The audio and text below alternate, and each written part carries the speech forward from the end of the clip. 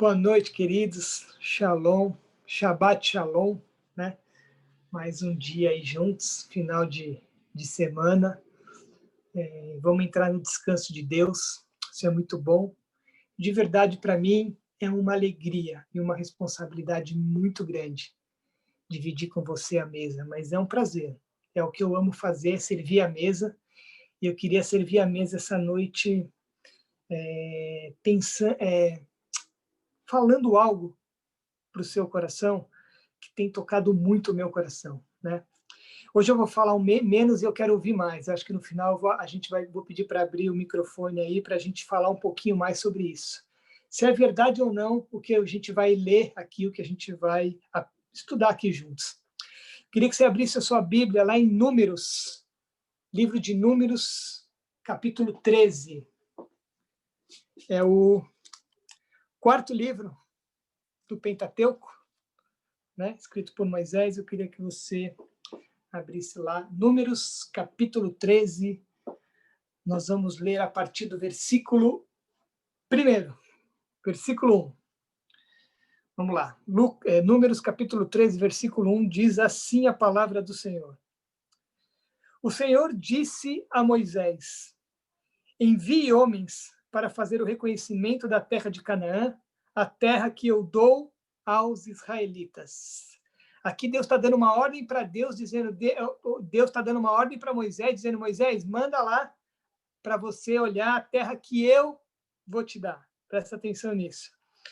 Mande um líder de cada tribo dos seus antepassados. Moisés fez conforme o Senhor ordenou.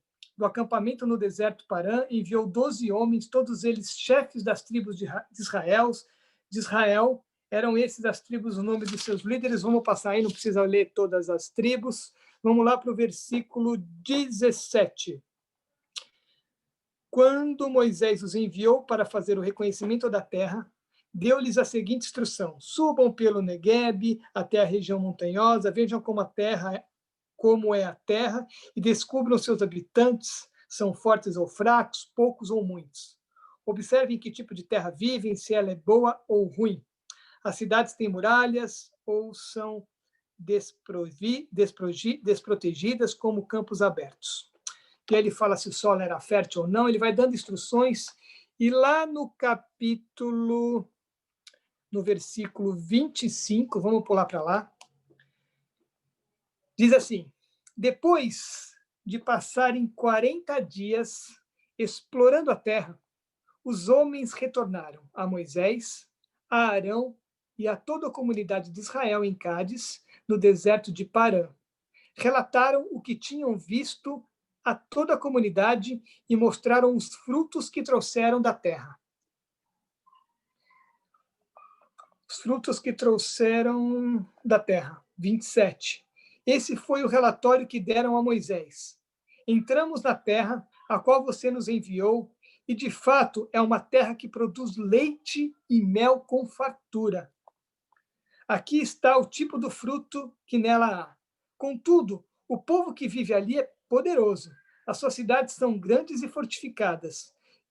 Vimos até os descendentes de Enaque. Os amalequitas vivem em Negueb, e os hititas, jebuseus e amorreus vivem na região montanhosa. Os cananeus vivem perto do litoral do mar Mediterrâneo e no Vale do Jordão.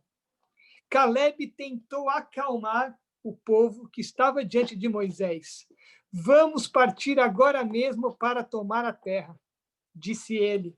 Com certeza podemos conquistá-la. Mas os outros homens que tinham feito com ele o reconhecimento da terra discordaram. Não podemos enfrentá-los, são mais fortes que nós. Então espalharam entre os israelitas um relatório negativo sobre a terra, dizendo: a terra que atravessamos ao fazer o reconhecimento devorará quem for morar ali. Todas as pessoas que vimos são enormes, vimos até gigantes, os descendentes de Enaque, porque perto deles nos sentimos como gafanhotos, e também era assim que parecíamos para eles. Até aí, querido. Essa história todo mundo conhece. É quando Deus dá uma ordem para Moisés clara. Moisés, eu vou te dar a terra. Vai, pega espias, um de cada tribo, pega os mais experientes, pega os líderes e vai e reconhece a terra que eu vou te dar. Moisés faz exatamente como Deus pede, separa os 12, os líderes das tribos e manda por 40 dias espiarem a terra. Na volta, eles começam a relatar que realmente a terra é maravilhosa, mostram até o fruto que eles pegaram na época de colheita de fruta, de uva, era a primeira colheita da uva nessa época. Eles trouxeram um cacho de uva que precisavam de 2 homens para carregar. Imagina o tamanho da uva, do cacho de uva que eles trouxeram. Mas eles começaram a relatar uma série de coisas, que ali eram gigantes, que eles não iam conseguir conquistar, quem tentasse se aproximar ia morrer. E Caleb, indignado, eu fico imaginando o Caleb na hora, falando assim, para tudo. Vamos agora mesmo conquistar essa terra. Essa história é bastante conhecida. Eu estou repetindo aqui algo que eu e você já ouvimos muitas vezes, mas eu queria nos levar a refletir algo em cima disso que aconteceu nesse episódio. Da ordem de Deus, do comando de Moisés, da volta dos espias e a diferença de visão. Uma coisa eu aprendo na Bíblia, e principalmente nessa passagem, é que nós, muitas vezes, a gente não conquista ou a gente não recebe por nossa culpa e pelo que a gente vê. A ordem foi clara de Deus. Manda o povo, manda esses espias lá visitar a terra que eu vou te dar. Deus já tinha, eles saíram de lá com uma promessa já. Essa terra Deus vai nos dar. Ou seja, então vai lá e olha. A ordem de Deus para o povo, ou melhor, para os espias era vai e olha só, e relata o que você vê. Só olha, porque a terra eu vou te dar. E Moisés foi claro com isso, claro com os espiões. O que aconteceu? Todos voltaram com o mesmo relatório. O único que percebeu, entendeu e gravou no seu coração a ordem de Deus foi Caleb. Ele foi o único que disse, vamos conquistar essa terra. Por quê? Porque Deus já nos prometeu. Isso me leva a refletir em algo na minha vida, querido, e na tua. Quantas promessas Deus já me deu e já te deu? A gente já sabe que vai conquistar. A gente já sabe que aquilo é nosso.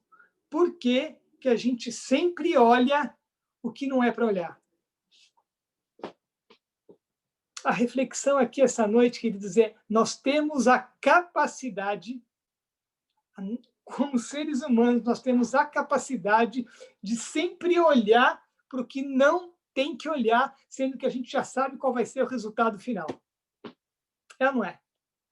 E eu me peguei, essa palavra tem mexido comigo essa semana, porque eu me peguei nessa semana, queridos, de verdade, nessa semana, desistindo quase de algo que eu já tinha recebido uma promessa de Deus.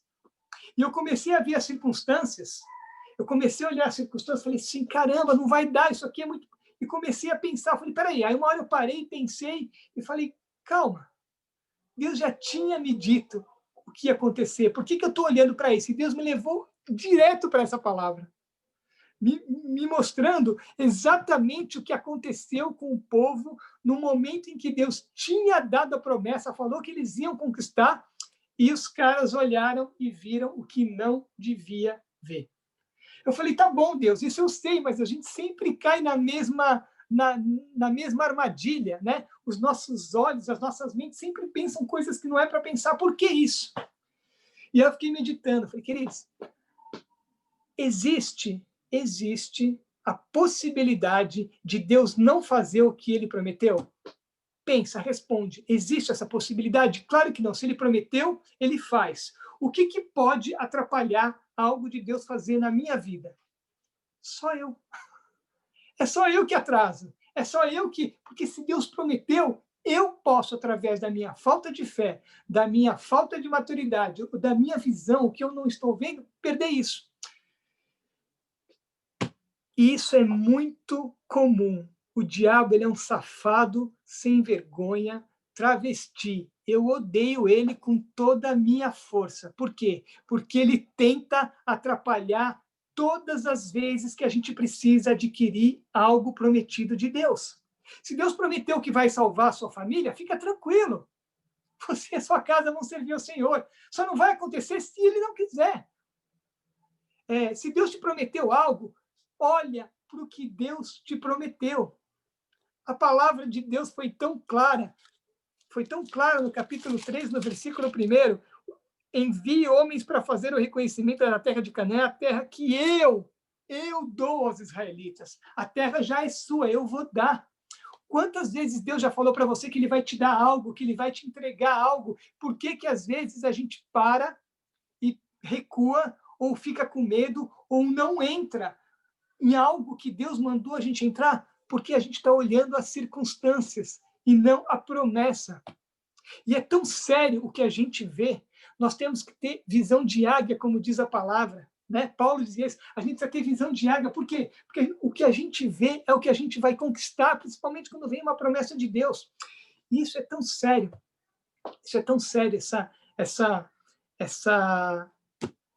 essa intimidade, ou seja, essa vontade, esse discernimento de enxergar.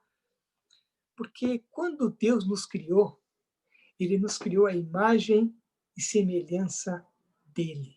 Imagem e semelhança dele. Então, em Deus não há variação de dúvidas, em Deus não há medo, em Deus não há dúvida. E quando Deus criou o homem, eu fico imaginando que o que o homem viu quando ele foi criado, a primeira coisa que ele viu, pensa comigo, quando Deus formou lá o homem, lá em Gênesis, no capítulo 3, eu gosto muito de falar disso, Gênesis, no capítulo 3, no capítulo 2, desculpa, não, no capítulo 2, lá no versículo 7, diz assim, 2, Gênesis capítulo 2, versículo 7, diz, então, o Senhor Deus formou o homem do pó da terra, ou seja, fez o bonequinho lá do pó da terra de barro, soprou o fôlego de vida em suas narinas e o homem se tornou um ser vivente. Imagina a cena do homem sendo formado e Deus soprando assim, ó. Quando o homem abriu os olhos, qual foi a primeira coisa que ele viu? Pensa comigo nessa imagem. Quando ele abriu os olhos, qual foi a primeira coisa que ele viu? Ele viu o nosso Deus. Você tem noção? O homem abriu os olhos e a primeira coisa que ele viu foi Deus. Olha que privilégio. Foi criado sopro de vida. O homem estava dentro de Deus, o Deus botou ele para fora, soprou o fôlego de vida e ele abriu os olhos e viu Deus. Ou seja, o homem foi criado à essência de Deus. Ele viu o que tem de melhor. O que pode ser melhor nessa vida do que vermos o nosso Deus, que é criador de todas as coisas, que fez todas as coisas. Então, o homem nasceu, nós fomos criados com essa essência. A primeira coisa que o homem viu foi Deus. E aí, eu entendi como a deturpação do pecado fez com que o que a gente visse atrapalha a obra e a essência de Deus em nossas vidas. Quando Eva comeu o fruto proibido, que ela deu para o homem, e o homem comeu, ali, eles pecaram contra Deus, mas olha o que diz no capítulo 3 de Gênesis, no versículo 10. Vamos começar pelo 8. Quando soprava a brisa do entardecer, o homem e sua mulher ouviram o Senhor caminhando pelo jardim e se esconderam dele entre as árvores. Ou seja, isso era comum, eles sabiam que Deus toda tarde visitava. Então, o Senhor Deus chamou o homem e perguntou, onde você está? Olha o que o homem disse. Ele respondeu, ouvi que estavas andando pelo jardim e me escondi. Tive medo, pois eu estava nu. O que fez, né? Qual foi a primeira coisa que o homem viu e percebeu e se escondeu por vergonha. Ele olhou para ele e falou, eu estou nu. Ou seja, o olhar dele, que era puro em Deus, o olhar dele, que era a essência de Deus, fez com que ele olhasse para o corpo, percebesse que estava nu, e aí Deus, todo mundo conhece a história, mas quem te falou que você estava nu? Você comeu o que não deveria? E a história todo mundo conhece. O que eu queria que você e eu pensassem nessa noite, a gente vai abrir para conversar sobre isso. O diabo sabe que quando ele desvia o nosso olhar do propósito e da essência de Deus, que é nos entregar o que ele prometeu, e Deus tinha prometido para Adão e Eva, que eles teriam acesso a todas as coisas, inclusive a vida eterna. Mas se eles comessem daquele fruto, eles iriam morrer. E o diabo sabe disso. Ele investe o tempo todo nas nossas vidas, nos fazendo com que a gente bloqueie a nossa visão, ou melhor, com que a gente não bloqueie, com que a gente enxergue o que não deveria enxergar, por conta de algo que foi perdido na essência lá atrás. Então entende, o diabo sempre vai fazer a mesma coisa. Ele vai sempre, a estratégia dele é sempre a mesma, nos tirar do propósito, nos tirar do caminho, fazer com que a gente não receba, com que atrase a nossa bênção, porque a gente não está enxergando, não está vendo ou não está olhando para o que deveria olhar. A gente sempre olha para o que não deveria olhar. E Deus não fala assim, ó, olha, vai lá na terra, pede para os espiões olharem, para vocês verem como essa terra é difícil. Não, Deus falou assim, ó, vai e olha, porque é a terra que eu vou te dar. Foi isso que ele mandou fazer. E os caras resolveram olhar o que não devia. Apesar de terem colhido o fruto que era maravilhoso, até ter visto que a terra realmente mana leite e mel, mas eles resolveram olhar para o que não deveria olhar. E o pior, espalharam isso e causaram medo para todo mundo. Ou seja, a visão turva de não enxergar o que Deus tinha fez com que eles se bloqueassem e bloqueassem quem estava do lado.